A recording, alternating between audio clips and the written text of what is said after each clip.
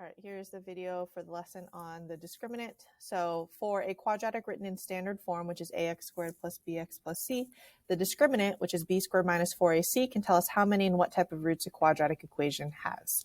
So the roots are like the solutions when this equation is equal to 0.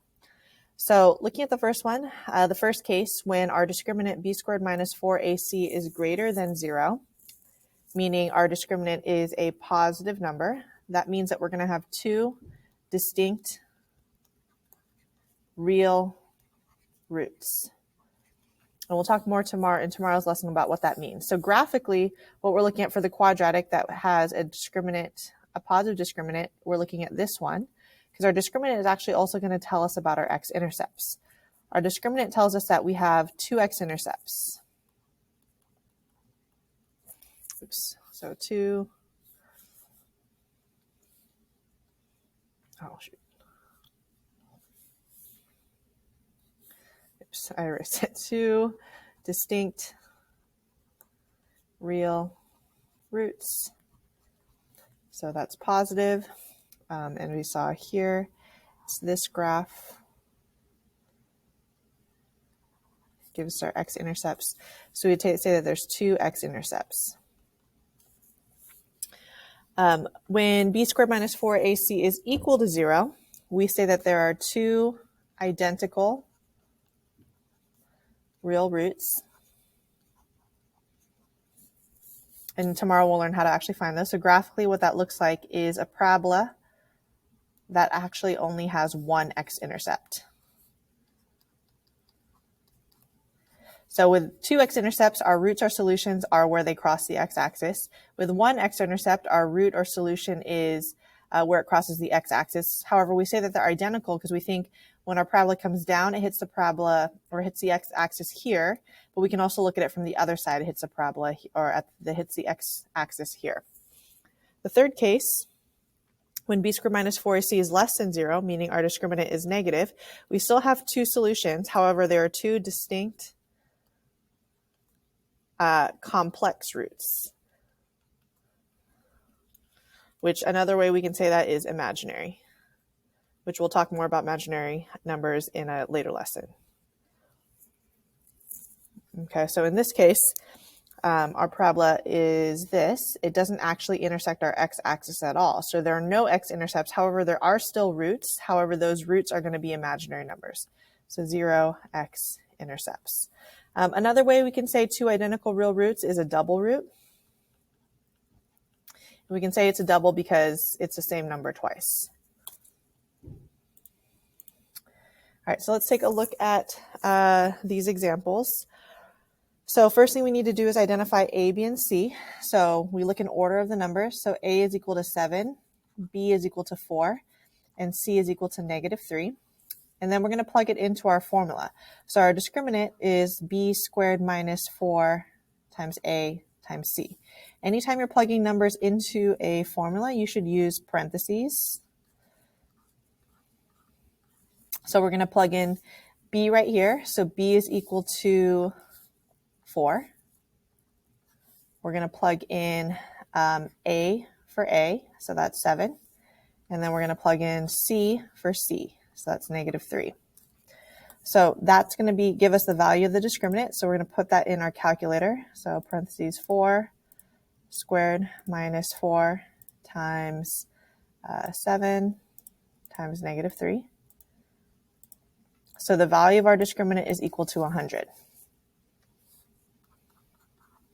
Okay, and if we look at our previous slide, when it's positive, that means there's two distinct real roots. So our answer here, since it's asking how many and what type of roots, we would say two distinct real roots. And that has to do with the fact that our discriminant is positive. All right, looking at number 2, we're going to identify A, B, and C. And again, we're plugging it in b squared minus 4 times a times c. So b is 4, a is 7, and c is 4. And plugging that in to our calculator, if we use our Desmos calculator, oops, I just realized I plugged in the wrong numbers.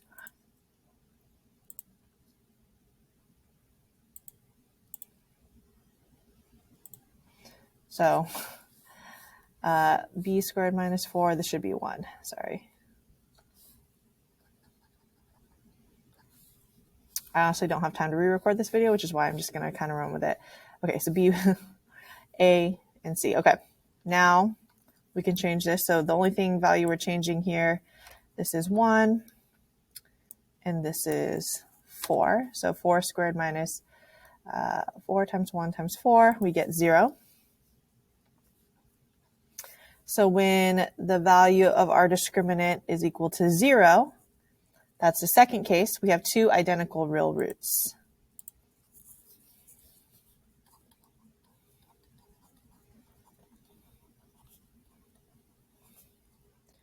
Or we can say a double root.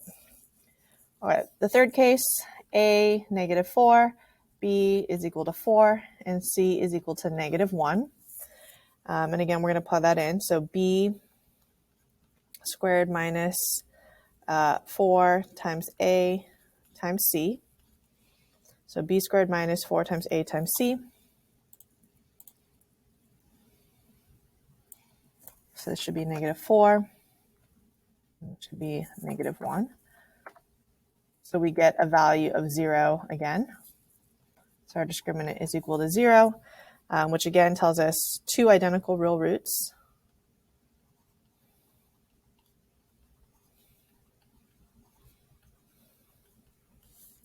Okay, and our last one, for some reason I don't have it on my slide, so I'm just going to plug it in here. So for number 4, a should equal 4, b should equal 2, and c equals 9.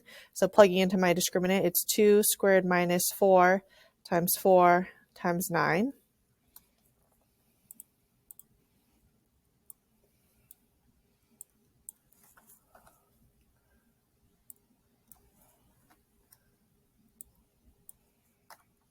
Get negative 140.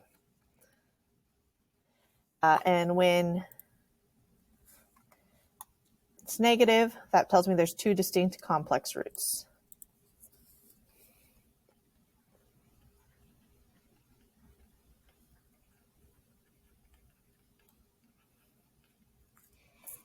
Okay, so now let's take a look at a couple of the homework problems here. So starting with number 1, identify a, b, and c. So a is negative 4, b is equal to 1, c is equal to negative 2, and then plug it in. B squared minus 4 times a times c.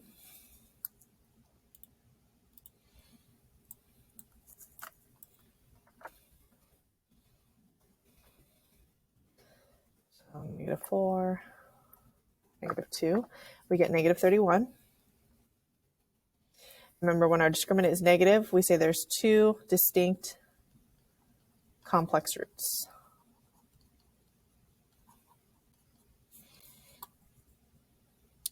All right, number 3, identify a, b, and c. So a is equal to 1, b is equal to 2, c is equal to negative 8. And again, plugging in, b squared minus 4 times a times c.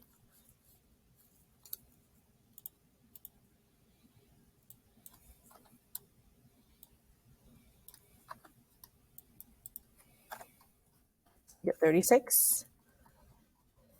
So based off our discriminant, that is a positive number. So we would say that there's two distinct real roots.